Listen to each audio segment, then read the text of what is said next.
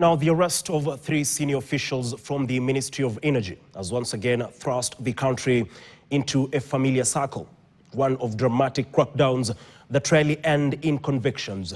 For many Kenyans, the question is no longer about arrests, but whether anyone powerful will ever be held accountable. Haman Kamariki with the details. Kenya's corruption scandals are not short of big names, but convictions remain painfully rare. In the fertilizer scandal, former Agriculture Cabinet Secretary Mithika Linturi was at the center of the storm of alleged distribution of substandard fertilizer, a saga that triggered investigations but is yet to deliver any decisive accountability. In the health sector, questions have also been raised around the transition to the Social Health Authority (SHA), with billions lost to rogue officers and hospitals, but those named are still walking scot-free, others still holding powerful positions due to being politically connected. And in the sugar sector, successive task forces have named powerful cartels and individuals, yet despite the collapse of giants like Mumias Sugar, no high-profile prosecutions have followed.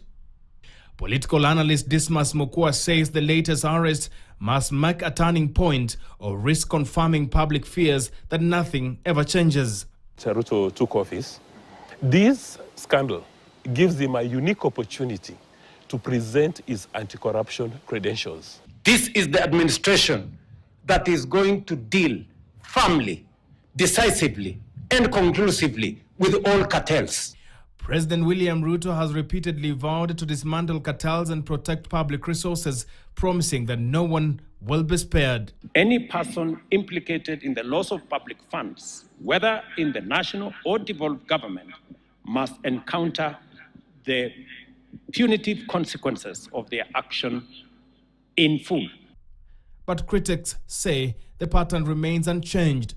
Mokua warns that without convictions, the war on corruption risks becoming nothing more than political theater. Rather, if the architects and beneficiaries of corruption are rewarded with senior roles in the administration, then there's a very strong incentive for every single Kenyan to engage in corruption, because corruption, after all, rewards.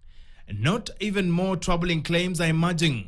Reports suggest that over 500 million Kenya shillings allegedly recovered from the suspects' homes may have disappeared while in police custody.